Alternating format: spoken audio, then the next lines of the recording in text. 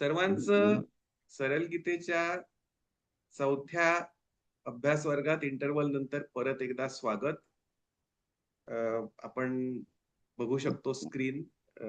जेव्हा इंटरवल झाला होता तेव्हा आपण एका बँक अकाउंटच्या उदाहरणाच्या साहाय्याने आपलं कार्मिक बॅगेज किंवा संचित ज्याला म्हणतात ते कसं नेमकं आपल्या आयुष्यात जीवनात काम करतं आपलं जीवन घडवायला याची चर्चा केली होती. आता पुढच्या स्लाइडवर जाऊ आपण. मोक्षानंतर काय? असा एक प्रश्न साहजिकच आपल्या मनात निर्माण होऊ शकतो. त्याच्या आधी आपण ते समजून घेण्यासाठी प्रारब्ध म्हणजे काय हे थोडंसं टेक्निकॅलिटी यातली समजून घेतली पाहिजे. आपण बघितलं ना की संचित म्हणजे अकाउंट बॅलन्स आणि अकाउंट मध्ये जितका पैसा आहे तितकं आपलं कार्मिक बॅगेज आहे किंवा संचित आहे असं आपण म्हणू शकतो. आणि भोगयोनीत जाताना त्यातला काही बॅलन्स आपण एक्झॉस्ट करण्यासाठी घेऊन जातो. म्हणजे उदाहरणार्थ समजा माझ्या अकाउंट मध्ये 50,000 रुपये असले तर मी म्हणतो की यातले 20,000 रुपये घेऊन मी जाईन युरोप. आता युरोपची टूर 20,000 रुपयात होणार नाही, पण समजा महाबळेश्वर टूर होईल. तर महाबळेश्वरला मी जाईन, यातले 20,000 रुपये वापरीन आणि मग ते 20,000 रुपये महाबळेश्वरला खर्च करून मी परत माझ्या कामधंद्याला येईन. तेव्हा माझा अकाउंट बॅलन्स 30,000 रुपये असेल आणि मग एकदा परत आल्यावर परत त्याच्यात क्रेडिट डेबिट माझ्या अकाउंटमध्ये सुरू होईल मी महाबळेश्वरून आल्या. तर हे जे 20,000 रुपये घेऊन मी महाबळेश्वरला जाऊन उडवतोय त्याला प्रारब्ध म्हणतात. प्रारब्ध म्हणजे संचिताचा तो भाग जो एका जन्मात ज्याचा क्षय होण्यासाठी आपण आपल्या संचितामधून विथड्रॉ करतो आणि त्याचा त्या जन्मात क्षय होतोच होतो. मग तो ते पाप असो अथवा पुण्य असो. म्हणून जे म्हणतात ना की प्रारब्ध कोणाला टळलेलं नाही, विधी लिखित कोणाला टळलेलं नाही, त्याचा अर्थ हा की आपण जो भाग ह्या जन्मामध्ये वापरण्यासाठी संचितामधून विथड्रॉ केलेला आहे तो भाग आपल्याला वापरावाच लागतो, वापरलाच जातो आणि मगच आपल्याला आपल्या नेहमीच्या याच्यात परत जाता येतं त्या जन्मातून. आता दोन पॉसिबिलिटीज आहेत. एक म्हणजे भोगयोनीतलं प्रारब्ध आणि दुसरं म्हणजे कर्मयोनीतलं किंवा मोक्ष योनीतलं प्रारब्ध. म्हणजे थोडक्यात मनुष्य जन्मातलं प्रारब्ध किंवा इतर जन्मातलं प्रारब्ध. तर मनुष्य जन्मात प्रारब्ध हे आपण वापरतोच, कन्झ्युम करतोच, त्याच्याशिवाय इलाजच नसतो. पाप असो अथवा पुण्य असो ती फळं भोगावीच लागतात. फक्त फरक काय असतो की ऍडिशनल पाप आणि पुण्य आपण मनुष्य जन्मातच निर्माण करू शकतो आणि ते संचितात ऍड होतं. आणि भोगयोनीत असताना ना आपण पाप करतो ना पुण्य करतो. चांगलं वाईट असं काही कृत्य भोगयोनीत नसतं. एक उदाहरण घेऊन समजून घेऊया. समजा जर एखाद्या सिंहाने एखाद्या हरिणीला मारलं की जिची पाडसं आहेत. एखाद्या सिंहिणीने समजा मारलं हरिणीला, तर तिला खरं पाप लागायला पाहिजे, कारण त्या बिचाऱ्या हरिणीच्या पाडसांचं काय होणार की हरिणी ती घरी जाऊन चरल्यावर घरी जाऊन दूध पाजणार होती आपल्या पाडसांना, पण आता ती बिचारी भुकेली मरणार. मग केवढं भयंकर गोष्ट झाली नाही का. आपल्याला सुद्धा असा प्रसंग जर बघायला मिळाला तर किती वाईट वाटेल. म्हणजे मग साहजिकच प्रश्न असा निर्माण होतो की किती पाप केलं त्या सिंहिणीने नाही का. बिचारे हरिणीची पाडसं आता भुकेने मरणार. तर नुसतं तिने एकच जीव नाही मारला, तर हरिणी आणि तिची पाडसं असे अनेक जीव एकाच शिकारीत मारले तिने. तर तिचं खूप पाप लागलं पाहिजे सिंहिणीला. तेवढ्यात दुसरा जो बघणारा असतो तो म्हणतो, अरे अरे थांब थांब थांब, तिला पाप काय, तिला तर खरं पुण्य लागलं पाहिजे सिंहिणीला. कारण मी बघितलं की सिंहिणीने त्या हरिणीला मारलं आणि त्याच्यानंतर सिंहिणीचे जे बछडे भुकेले होते त्यांनी भरपूर ताव मारला त्या हरिणीच्या मांसावर. आणि ती जर हरिणी सिंहिणीने मारली नसती, तर मग हे सिंहाचे बछडे मेले नसते का भुकेने? मग केवढं पाप त्या सिंहिणीला लागलं असतं, की स्वतःचे बछडे भुकेने मरायची पाळी आली आणि तरी हिने हिचं काम नाही केलं. मग पण ते तिने हरिणी मारली बरोबर आणि त्या सगळ्या बछड्यांची भूक भागली. त्यामुळे त्याचं पुण्य लागलं पाहिजे. तर ते दोघे बिचारे भांडतच बसतात, की त्या सिंहिणीला, हरिणीला मारल्याबद्दल पुण्य लागलं पाहिजे की पाप लागलं पाहिजे. आणि याचं साधं उत्तर असं आहे, की ती सिंहीण ही स्वतःच्या इच्छेनुसार नसून प्रकृतीच्या नियमानुसार चालत असते. म्हणजे ईश्वरी इच्छेनुसार चालत असते. आणि ईश्वरी इच्छेनुसार चालत असल्यामुळे तिने केलेल्या कोणत्याही कृत्याचं ना तिला पाप लागतं ना पुण्य लागतं. आणखी एका उदाहरणाने हे आपण समजून घेऊया, की समजा एखादी सुरी पडलेली आहे जवळपास. किचन नाईफ म्हणूया आपण हां, जी आपण स्वयंपाकघरात वापरतो. तर एक गृहिणी येते आणि ती किचन नाईफ वापरून छान भाजी कापते. मग ती भाजी फोडणीला टाकून अतिशय रुचकर भाजी स्वादिष्ट निर्माण करते त्यातून आणि मग ती भाजी खाता-खाता तिची तारीफ करून जो खाणारा असतो तो अतिशय सुखी होतो. दुसरं काय होतं दुर्दैवाने एखादा दरोडेखोर त्या खोलीत त्या स्वयंपाकघरात शिरला आणि जर मालक त्याच्या अंगावर धावून आला, तर दरोडेखोर पटकन ती किचन नाईफ उचलतो आणि त्याला धमकावतो. म्हणतो, की "बघ मला पकडशील तर मी तुला भोसकीन आणि मारून टाकीन या सुरीने" आणि तो त्या सुरीचा तसा वापरही करतो पळून जाण्यासाठी. आता प्रश्न असा आहे, की त्या सुरीला जे काही झालं, त्याचं पाप लागलं की पुण्य लागलं? तर त्या सुरीला यातलं पापही नाही म्हणजे त्या मालकाला भोसकल्याचं पापही नाही लागलं किंवा त्या मालकाला जेवू घातल्याचं पुण्यही नाही लागलं.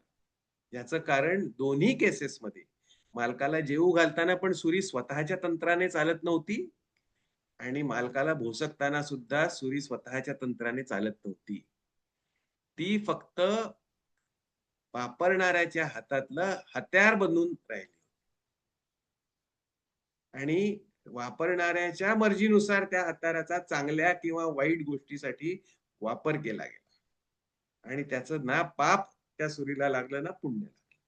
म्हणजेच ज्याची इच्छा त्यालाच पाप किंवा पुण्य लागतं, त्या कर्माचं. त्यातल्या अवजाराला किंवा उपकरणाला लागत नाही. आणि म्हणूनच देवाच्या इच्छेनुसार चालणाऱ्यांना पाप किंवा पुण्य लागत नाही. त्याचं सो कॉल्ड पाप किंवा सो कॉल्ड पुण्य हे देवाला लागतं. अर्थात ते देवालाही लागत नाही कारण देव हा देव असतो आणि हे सगळं लीला म्हणूनच तो करत असतो.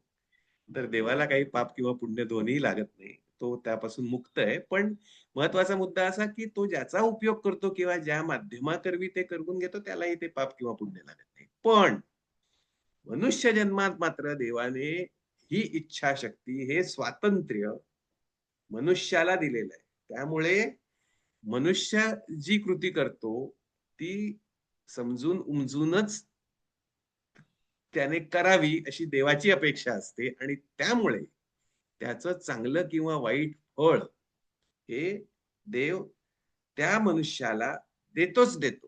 हाच तर फरक आहे कर्मयोनीतला आणि भोगयोनीतला. तर मुद्दा इथे प्रारब्ध म्हणजे काय हे आपण समजून घेतलं आणि एकदा प्रारब्ध पूर्ण झालं, की मग त्या वस्त्राचा त्याग होतो, त्या शरीराचा त्याग होतो, त्या व्यक्तीचा किंवा प्राण्याचा मृत्यू होतो आणि तो पुढच्या प्रवासाला किंवा पुढच्या जन्माला सज्ज होतो. जर त्याचा अहंकार अ, नष्ट झाला नसेल आधीच्या योनीत तर आणि तो नष्ट होतो फक्त मनुष्य योनीतच हे आपण बघितलेलं आहे. फक्त आता 2 वेगवेगळ्या खरंच 4 प्रकारच्या मुक्ती आहेत, पण इतकं काही डिटेल शिरण्याची आपल्याला आवश्यकता नाही. आपल्याला जेवढं रिलेव्हंट आहे तेवढंच समजून घेऊया, की हा जो मोक्ष मिळतो किंवा हा जो अहंकार नष्ट होतो किंवा हे जे ज्ञान आपल्याला होतं, ते मनुष्य जन्मात मरताना होतं असं अजिबात नाही. मरणाच्या आधी सुद्धा खूपच मुक्त लोक आपण बघितलेले आहेत. ज्ञानेश्वर महाराज मुक्त होते. तुकाराम महाराजांनी आपलं मरण डोळ्यांनी बघितलं म्हणजे मुक्त ते झाले आणि त्यानंतरही ज्ञानेश्वरांनी ज्ञानेश्वरी लिहिली. मग तुकाराम महाराजांनी गाथा रचली आणि खूप समाजहितार्थ कार्य केलं. हे सगळं आपण उघड्या डोळ्यांनी बघितलेलो आहोत. याचा अर्थ मोक्ष मिळाला की त्याचं जीवन संपलं असा होत नाही. तर जोपर्यंत प्रारब्ध आहे आणि जसं प्रारब्ध आहे, ते भोगून त्या माणसाला पूर्ण करावंच लागतं. मोक्ष आधी मिळाला तरी सुद्धा. आणि ते जेव्हा प्रारब्ध पूर्ण होतं, तेव्हा मग त्या माणसाचा मृत्यू होतो.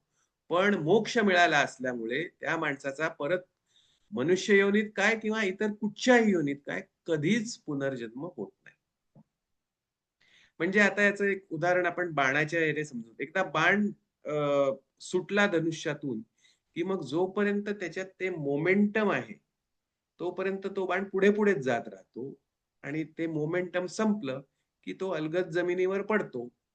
त्याप्रमाणे मोक्ष मिळालेला माणूस हा त्याचं प्रारब्ध शिल्लक असेपर्यंत, प्रारब्ध म्हणजे मोमेंटम. शिल्लक असेपर्यंत आपल्या जीवनात कार्यरत असतोच असतो आणि त्यानंतर प्रारब्ध एकदा संपलं, की मग तो आपल्या शरीराचा त्याग करतो. मोक्षानं आणि मग त्यानंतर कधीही पुनर्जन्म होत नाही. तर जेव्हा मोक्ष मिळतो त्या क्षणाला म्हणजे समजा ज्ञानेश्वर महाराजांना 6व्या वर्षीच मोक्ष मिळाला असं आपण समजू निवृत्तीनाथांच्या कृपेमुळे. तर 6व्या वर्षी जी मुक्ती मिळाली ज्ञानेश्वरांना त्याला जीवनमुक्ती असं नाव आहे. याचं कारण त्यानंतर ते जन्म-मरणाच्या फेऱ्यातून कायमचे सुटलेले आहेत. म्हणजे ज्ञानेश्वर म्हणून मृत्यू पावल्यानंतर ते कधीही परत या महानाट्याच्या रंगमंचावर प्रवेश करणार नाहीत कोणत्याही रूपात. म्हणून जीवनमुक्ती. आणि 16व्या वर्षी त्यांनी संजीवन समाधी घेतली. तेव्हा जी त्यांना मुक्ती मिळाली त्याला देहमुक्ती असं विदेहमुक्ती असं म्हटलेलं आहे. कारण देहापासून सुटका त्यांची 16व्या वर्षी झाली. त्यानंतर कोणत्याही प्रकारचा देह ते धारण करणार नाही. तर मोक्षानंतर 4ही मुक्ती मिळतात. त्यातल्या 2च मुक्ती आपण समजावून घेतलेल्या आहेत. पहिली जी म्हणजे ज्ञानेश्वर महाराजांनी म्हटलेलं आहे ना, देवाची द्वारी उभा क्षणभरी तेणे मुक्ती 4ही साधी येल्या. तर या 4 पैकी 2 मुक्ती म्हणजे जीवनमुक्ती आणि विधेयमुक्ती म्हणजे काय हे आपण समजावून घेतलेलं आहे मोक्षानंतर. मोक्षानंतर त्या पात्राचा त्या नाट्यातला रोल संपतो आणि मग ते पात्र त्या नाटकात परत कधीही दिसत नाही. तसा जीवात्म्याचा शिवात्मा एकदा झाला, की मग सगळी ऍक्टिव्हिटी संपली. जन्म मरणाचा फेरा संपला. ऍक्शन रिॲक्शनची सायकल संपली वगैरे. आणि मग संचिताचं काय होतं? तर ते असंच रिटर्न ऑफ होतं. म्हणजे ते कोणाला ट्रान्सफर होत नाही. म्हणजे ज्ञानेश्वरांनी भरपूर पुण्य कमावलं आणि 16व्या वर्षीच त्यांनी संजीवन समाधी घेतल्यामुळे आपलं उरलेलं सगळं पुण्य मुक्ताबाईंना पास ऑन करून टाकलं. असं काही झालेलं नाही. मुक्ताबाईंचा अकाउंट वेगळं, त्यांचं क्रेडिट डेबिट पूर्णपणे ज्ञानेश्वरांपेक्षा वेगळं आणि तो त्यांचा जर्नी हा ह्यांचा जर्नी असं.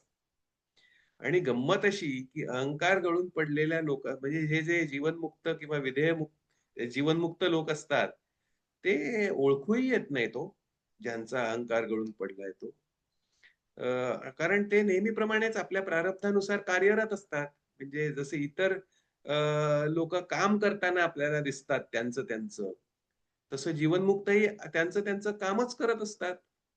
आणि जसं इतर लोकांना दुःख त्यांच्या देहाला दुःख झालेलं आपल्याला दिसतं, तसं जीवनमुक्तांच्या देहाला दुःख झालेलं पण आपल्याला दिसतंच. रामकृष्ण परमहंसांना कॅन्सरने वेदना अनंत झाल्या. म्हणजे एखाद्या सामान्य माणसाला कॅन्सरने जितक्या वेदना व्हायच्या, नेमक्या तितक्याच वेदना कॅन्सरमुळे रामकृष्ण परमहंसांना पण सहन कराव्या लागल्या. कारण प्रकृतीच्या नियमानुसार सगळ्यांनाच चालावं लागतं. स्वतः कृष्णही त्याला अपवाद नाही. पण त्यावेळेला अ, त्यांची मनोवस्था अशी असते, की आपली जी मरणं त्यांनी आपल्या डोळ्यांनी आधीच पाहिलेलं असतं. त्यामुळे हे जे शरीर मरतंय तो मी नाहीच. तो मी नव्हेच. असं म्हटल्यावर मग त्या शरीराला कितीही दुःख झालं, तरी ते शीतलच असतं नाही का? परदुःख शीतलम आपण म्हणतो. परदुःख म्हणजे दुसऱ्याला होणारं दुःख. हे नेहमी शीतल असतं. म्हणजे काय ते आपल्याला होत नसतंच. त्यामुळे त्या वेदना आपल्याला जाणवतच नाहीत. आता एखाद्याचा समजा अ, काही चाकूने हात कापला, भाजी चिरता-चिरता. तर त्याच्याविषयी मला थोडंसं करुणा वाटेल, की अरे बिचाऱ्याचा उगीचच हात कापला. चांगला भाजी करत होता, तर का बरं त्याचा हात कापावा? इतपत वाटेल. पण ते जाणवणार नाही मला दुःख. म्हणजे ते अनुभवणार नाही मी दुःख. तसं रामकृष्ण परमहंस हे तटस्थपणे बघत होते स्वतःकडेच साक्षीभावाने, की अरे हे रामकृष्ण परमहंस नावाचं पात्र आहे. आता त्याच्या शरीराला अत्यंत दुर्धर रोग झालाय बरं का. इतकंच काय तर त्याला प्रचंड वेदना सुद्धा होतायत. वगैरे हे सगळे त्यांना जाणीव होती, पण अनुभव नव्हता. हा फरक आहे. देहबुद्धी असतानाचा आणि देहबुद्धी नसतानाचा. तर त्यामुळे प्रारब्धानुसार जरी त्या देहाचं पुढे काहीही झालं, तरी जीवनमुक्त हे फक्त तटस्थपणे साक्षीभावाने त्याच्याकडे बघत असतात, या महानाट्याचा एक भाग म्हणून. आणि मग ते एकदा शरीर गळून पडलं, की त्यानंतर त्यांचा तो साक्षीभावही त्या शरीराबरोबरच नष्ट होतो. कारण शरीर नष्ट होतं आणि मग ते स्थूल आणि सूक्ष्मात परत पडत नाहीत. कारण शरीर याला नाव म्हणूनच दिलेलं आहे. कारण कारण शरीर म्हणजे causal body because it is the cause of some effect and what is that effect? The effect is rebirth. So as long as there is cause, there will be effect. And as long as there is causal body, there will be rebirth. But if there is no cause, there won't be any effect. तसं कारण शरीर कारणच नाही जन्माला यायचं, त्यामुळे जन्म सुद्धा नाही. असं असं ते थोडस शास्त्र आहे. म्हणून बुद्धांचं अतिशय प्रसिद्ध वचन की chop wood carry water before enlightenment, chop wood carry water after enlightenment. आणि अ, मोक्षाने मिळतं काय? तर काहीच मिळत नाही. तो जो बदल असतो, तो वैचारिक बदल असतो. त्यामुळे वैचारिक बदल आपल्या आत जर डोक्यात झाले, तर ते बाहेर कळणं कठीण असतं. म्हणूनच अर्जुनाने विचारलं भगवंतांना, "स्थितप्रज्ञस्य का भाषा?" म्हणजे बाबा हे मी ओळखू कसं? तर कृष्ण म्हणाला, "कठीण आहे ओळखणं, तरी सुद्धा काही जनरल गाईडलाईन्स मी तुला देतो." असं म्हणून मग कृष्णाने त्याला काही गाईडलाईन्स दिल्या. पण खुद्द कृष्ण मुक्त होता जन्मापासूनच आणि म्हणूनच त्याला अवतार म्हणतात. हे अर्जुनाला तरी कुठे कळलं होतं?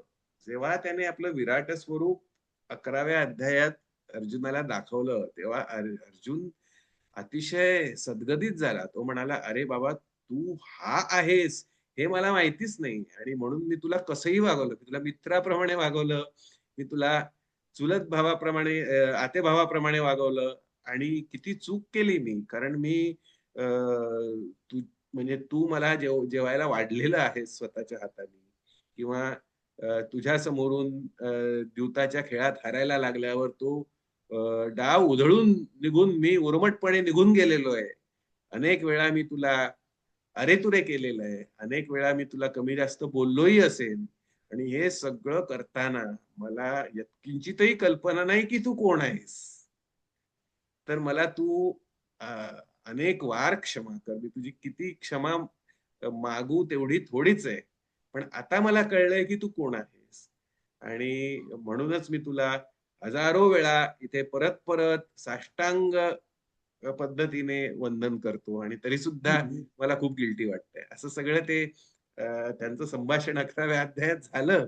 विश्वरूप दर्शन झाल्यानंतर. तर थोडक्यात काय की कळत नाही माणसाकडे बघून की हा कोण आहे खरंच. आणि इथे आपण एक आणखी एका मुद्द्याची चर्चा करूया, की जीवनमुक्त आणि अवतार यांच्यातला फरक काय?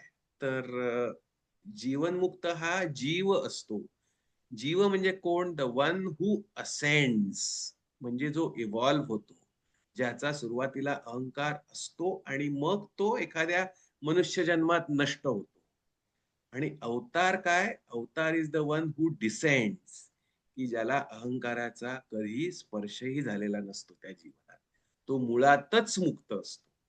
मग तरी तो अ, अवतार का धारण करतो?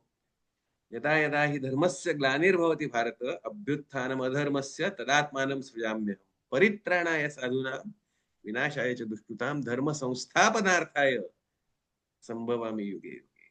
म्हणजे तो बहुजन हितार्थ अवतार घेत असतो. आणि ही सगळी देहाची दुःख जी असतात ती इतरांविषयी असलेल्या करुणेने भोगत असतो स्वतः. तर जीवनमुक्त आणि अवतार यांच्यातला फरक हा असा आहे. म्हणजे जीवनमुक्ताचं उदाहरण काय? तुकाराम महाराज जीवनमुक्त होते कारण त्यांनी स्वतःच्याच तोंडाने कबूल केलेलं आहे, की "आपुलेची मरण पाहिले म्या डोळा." म्हणजे माझा अहंकार नष्ट होताना मी स्वतः बघितलं. आणि अवताराचं उदाहरण काय? कृष्ण. कारण कृष्ण पहिल्यापासूनच मुक्त आहे. आणि समजत नाही. मग कृष्णाला काही-काही लोकं फार गर्विष्ठ समजतात. हे म्हणतात, की म्हणे गीतेची भाषा तुम्ही बघितलेली आहेत का? कृष्ण अर्जुनाला सांगतो, "सर्व धर्मान् परित्यज्य माम एकम शरणं व्रज." म्हणजे सर्व धर्मांचा पूर्णपणे त्याग करून तू एका मलाच शरण ये. असं स्वच्छ सांगतोय. "मद्याजी माम नमस्कुरु." म्हणजे मलाच तू नमस्कार कर, माझीच पूजा कर, मलाच सर्व समर्पित हो. सगळं सोडून दे. अरे म्हणजे हा स्वतःला समजतो तरी कोण? असं सुद्धा काही लोकं म्हणतात कृष्णाविषयी. त्यांना हे माहिती नसतं बिचाऱ्यांना, की अहंकार हा अहंकाराच्या पलीकडे कृष्ण उभा आहे. कारण त्याने ही अहंकाराची निर्मिती सुद्धा स्वतःच केलेली आहे. आणि जेव्हा तो मद्याजी माम नमस्कुरू म्हणतो, तेव्हा तो स्वतःविषयी वाटणाऱ्या गर्वाने म्हणत नसून, भक्ताविषयी वाटणाऱ्या करुणेने म्हणत असतो. कारण त्याला पक्क माहिती असतं, की जोपर्यंत समोरचा भक्त संपूर्णपणे मला समर्पित होत नाही, म्हणजेच त्याचा अहंकार माझ्यात विसर्जित करत नाही, तोपर्यंत त्यालाही मोक्ष विचारायला प्राप्त होणार नाही. त्याने कितीही साधना करू दे, कितीही जन्म घेऊ दे. नुसतं आपलं एका जन्मातून दुसऱ्या जन्मात ससे होलपट आणि दुःख हेच त्याच्या वाट्याला येणार. म्हणून त्याच्याविषयी करुणा वाटते. अर्जुनाविषयी करुणा वाटलेली आहे कृष्णाला आणि म्हणून त्याने सांगितलेलं आहे, की "बाबा अगदी खरं मनापासून सांगतो, सगळं सोडून दे आणि मला शरण ये. एकदा तू का मला शरण आलास, की मग सगळं व्यवस्थित होईल तुझ्या आयुष्यात." तर हे स्वतःविषयी वाटणाऱ्या गर्वाने त्याने सांगितलं नसून, अर्जुनाविषयी वाटणाऱ्या करुणेने हे सांगितलेलं आहे. हे ज्याला समजलं, त्याला कृष्ण समजला.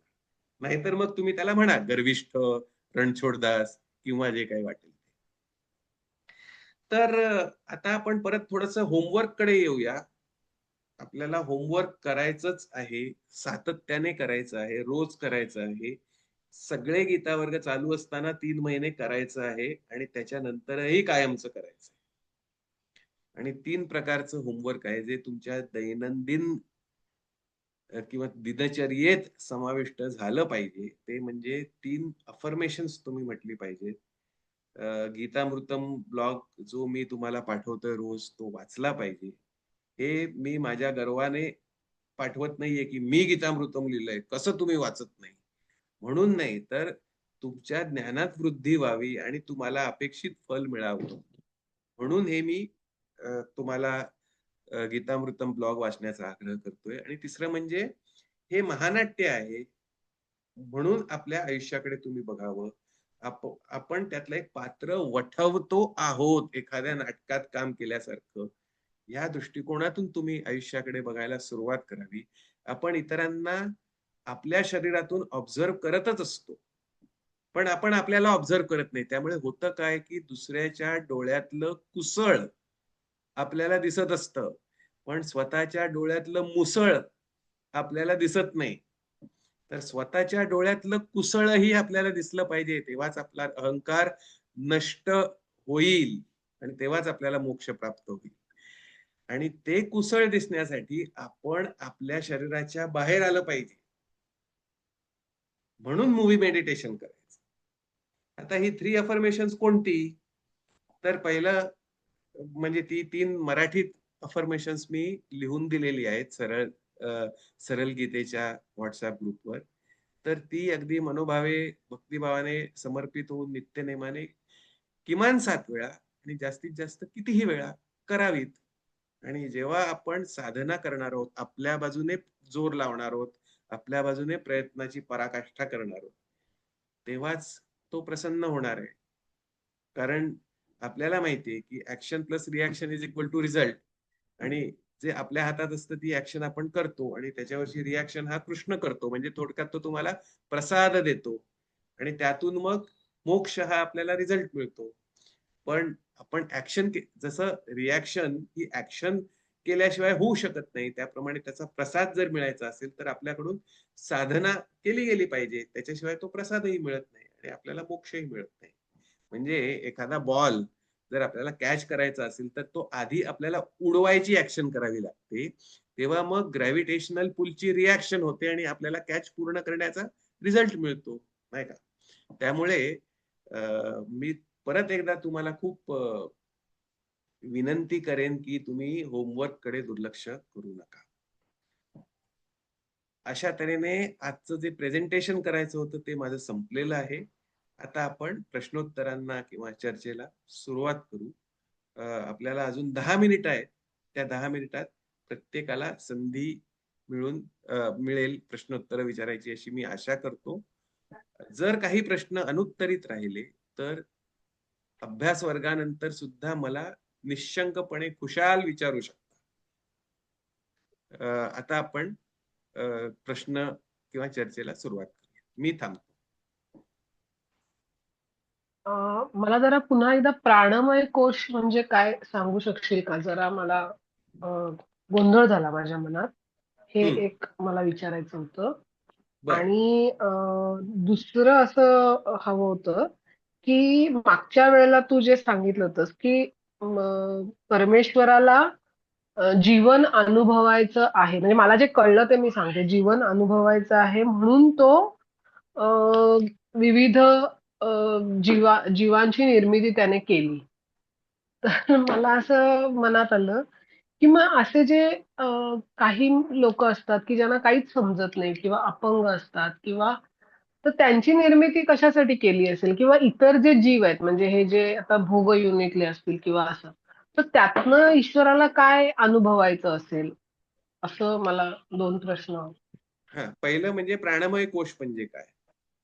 हो, तर हो. प्राणमय कोश म्हणजे आपल्या ज्या 5 संस्था आहेत ना, पचन संस्था, श्वसन संस्था वगैरे, हं, त्याची जी ब्लूप्रिंट आहे, म्हणजे त्याची जी हं, सॉफ्टवेअर आहे हं, आणि आपली जी कर्मेंद्रिय आहेत, म्हणजे हात, पाय वगैरे, वगैरे, वाचा वगैरे, वगैरे, त्याची जी सॉफ्टवेअर आहे, ती म्हणजे प्राणमय कोश. आता दुसऱ्या प्रश्नाकडे येतो. परमेश्वर जीवनाचा अनुभव सर्वांगाने घेत असतो. म्हणजे फक्त तो सुखाचा अनुभव घेत नाही, तर दुःखाचाही अनुभव घेतो. फक्त तो जाणीवेचा अनुभव घेत नाही, तर तो जाणीव नसल्याचाही अनुभव घेतो. आणि फक्त तो पूर्ण सशक्तपणाचा अनुभव घेत नाही, तर अपंगत्वाचाही अनुभव घेतो. आणि असं सर्व पद्धतीने जीवन भोगतो आणि मग तो परत त्याच्या रात्री झोपी जातो. म्हणजे आता समजा आपण खूप बोर झालो, तर आपण जाऊन पिक्चर बघतो, परत येतो आणि घरी मग रात्री झोपून जातो परत. परत जोपर्यंत आपण बोर होत नाही तोपर्यंत. जेव्हा परत बोर होतो, तेव्हा परत दुसरा पिक्चर बघतो. आता दोन्ही जे पिक्चर बघतो, ते प्रत्येक वेळेला जर आपण सारखं सुखांत किंवा कॉमेडी पिक्चरच बघत गेलो, एकाच जॉनरचे पिक्चर बघत गेलो, तर बोर होऊ ना आपण त्या पिक्चर बघण्याला पण. म्हणून की काय सारखं-सारखं रोज श्रीखंडच जेवायला, एखाद दिवशी मिरचीचा ठेचा पण असू दे की आपल्या जेवणात. तसं एखाद्या वेळेला जर मी कॉमेडी पिक्चर बघितला, तर दुसऱ्या वेळेला ट्रॅजेडी म्हणजे आनंद सारखा एखादा छान पिक्चर पण बघीन. तर असं सर्वांगीण जीवनाचा अनुभव घेण्याच्या दृष्टीनेच त्याने ही योजना केलेली आहे आणि त्याप्रमाणे तो करतो. आणि कोणाला काही प्रश्न आहेत का?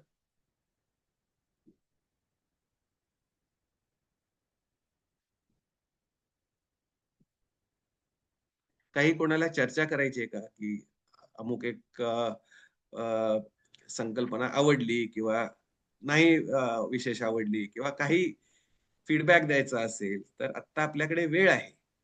नॉर्मली गीता 12 सेशन्समध्ये बसवायची म्हणजे खूप पॅक्ड शेड्यूल आहे आपलं आणि प्रत्येक याच्यातच इतका आपल्याला वेळ कमी पडणार आहे, किती सांगू आणि किती नको असं मलाही होतं गीतेविषयी बोलायला लागल्यावर.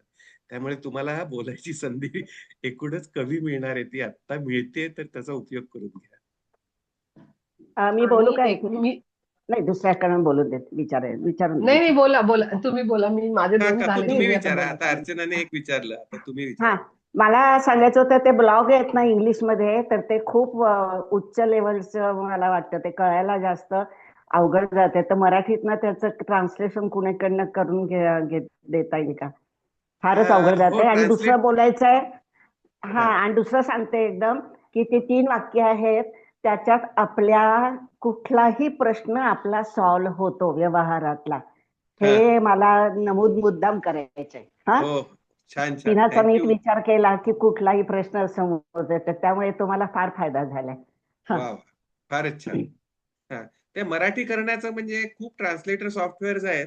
तर मला हा वाटतं अन्वय किंवा पराग किंवा मयुरेश म्हणजे कोणी ज्याचं थोडंसं ज्ञान आहे या हल्ली सोशल मीडियावर वगैरे कोणाहीकडून बर तुम्ही बर कर्ज घेऊ शकता. अगदी म्हणजे हो ते का तुम्हाला बर बर ते हम्म, सोपी प्रोसेस असते. ते सांगतील तुम्हाला काय करायचं बर नेमकं. मग त्याप्रमाणे रोजच्या रोज ठीक तुम्हालाही आहे ट्रान्सलेशन करता येईल त्याचं. म्हणजे तो फार ठीक आहे अ, थँक्स त्याच्यात धन्यवाद हा ठीक आहे पण तुमचा फीडबॅक ऐकून मला बरं वाटलं. म्हणजे हे याच्यात माझं काहीच मोठेपणा नाही. कृष्णाचंच ते एकूण शिकवण कशी परिपूर्ण आहे हेच याचाच अनुभव तुम्हाला येतोय.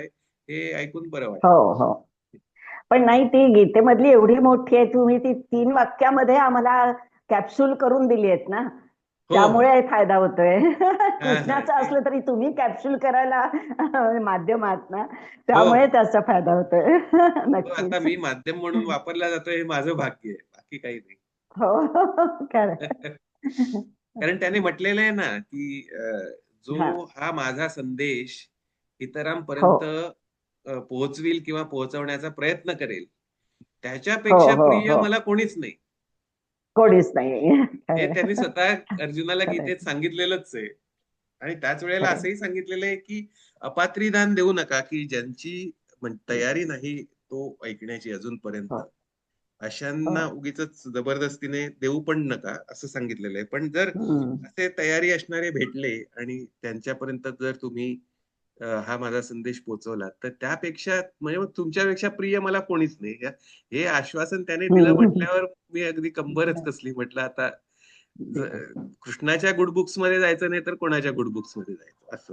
हो आता याच्यावरती माझं एक वाक्य आहे की हां. तुम्ही आम्हाला ते योग्य समजलात हे ज्ञान द्यायला हे आम्ही खूप स्वतःला धन्य समजतो हो, हो, हो. नाही ती एंट्रन्स त्याचीच एक्झाम योजना. मध्ये पास झालो तर आम्ही एंट्रन्स एक्झाम मध्ये आम्ही पास झालो त्या हो, हो. अगदी, अगदी. कृष्णाचे धन्यवाद त्याचीच योजना. आणि आणि आपल्याकडे 3 3 वाक्य ती मिनिटं आहेत सतत अजून. अभ्यास केली पाहिजे. काकूंच्या बोलण्यावरून लक्षात येतं की तू सांगितलेला तो अभ्यास गृहपाठ हा नियमित झालाच पाहिजे. हे आता अधोरेखित होतंय ते. हो, हो. त्याला मी पर्याय सांगू नाही. का रोज अभ्यास करण्यापेक्षा कुठलाही प्रॉब्लेम आला ना तर तुम्ही ती 3 वाक्य मनापासून आठवा त्याचा अर्थ संपला प्रॉब्लेम तुमचा तिथल्या तिथे संपलाच हम्म. हम्म, हम्म. असा अनुभव आहे माझा आणि कोणाला काही बोलायचंय, प्रश्न विचारायचा आहे. अमोक, प्रशांत. आपण हॅलो आपण प्रसाद हां, बोल ना. हा प्रसाद ते आता तू जसं सांगितलं की 84 लक्ष योनीतनं मग नंतर मनुष्य जन्म येतो, हा बरोबर? हा मनुष्य जन्म आल्यानंतर मग मोक्ष मिळतो, म्हणजे मग परत त्या जन्ममृत्यूच्या फेऱ्यात अडकतो का, कसं आपलं म्हणजे नाही, कसं मोक्ष होतं? मिळाल्यावर कोणताच जन्म नाही, नाही का? कोणताच नाही, ना ओके, भोगयोनी ना म्हणजे कर्मयोनी. मनुष्य जन्म हा शेवटचा जन्म असं येस, आपण म्हणू. Yes, correct. आणि ते तुमच्या पण पाप पुण्य किती करतात त्याच्यावर अवलंबून आहे का, कसं काय? नाही, मनुष्य जन्म मिळाल्यावर सुद्धा जर तो व्यवस्थित वापरला तर तो शेवटचा जन्म, हा त्यात मोक्ष मिळाला तर. पण अहंकारी पद्धतीने तो व्यतीत हा केला तर मग परत कर्मयोनी भोगयोनी, कर्मयोनी भोगयोनी परत सुरू. ओके. आणि मग शेवटी असा कुठचा तरी मनुष्य जन्म येतो की ज्यात आपला अहंकार गळून हम्म. पडतो. तो मात्र बरोबर. त्या जीवाच्या एकूण प्रवासातला शेवटचा जन्म असतो. शेवट. त्यानंतर ना मनुष्य जन्म येतो ना इतर योनींमध्ये जन्म येतो. हम्म. ओके. पण म्हणजे प्रत्येक जीवाला हा कधी ना कधी मोक्ष मिळतो. 100% भगवंताचं प्रॉमिस आहे, ते वचन आहे, अश्युरन्स आहे की प्रत्येकाला मिळणार. फक्त इन दॅट प्रोसेस, इन कधी दॅट आणि जर्नी तुम्ही किती हाल स्वतःचे करून घ्यायचे, देह दुःख किती भोगायचं, ते मात्र हम्म, तुमच्या फ्री विलवर, चॉईसेसवर ठरतं. म्हणून हम्म, कमीत कमी वेळात आणि जास्तीत जास्त सुखात तुमचं अंतिम बरोबर. उद्दिष्ट मोक्ष ते तुम्ही गाठा. हम्म, बरोबर. कशाला उगीच हम्म, त्रास करून घेता, असं हा. भगवंतांचं म्हणणं आणि आहे. मग उच्च उच्च भोगयोनी म्हणजे हे यक्ष वगैरे तू जे म्हणला होतास ते हम्म. मनुष्य योनीतूनही पुन्हा यक्ष योनीत जातात आणि पुन्हा